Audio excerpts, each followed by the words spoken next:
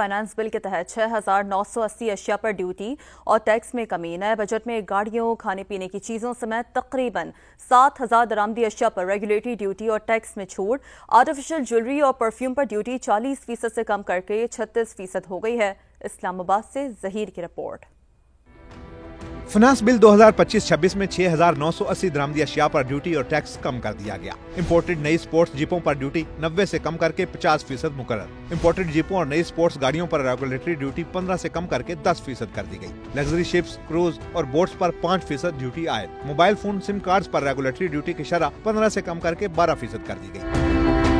Make up کے سامان پر درآمدی duty 55 سے کم کر کے 44%، شیونگ کریم اور آفٹر شیو لوشن پر ڈیوٹی 50 سے کم کر کے 40% مقرر کی گئی ہے۔ امپورٹڈ کاسمیٹکس اور پرفیوم پر ڈیوٹی 50% سے کم کر کے 40%، جبکہ آرٹیفیشل جیولری پر 40% سے کم کر کے 36% کر دی گئی۔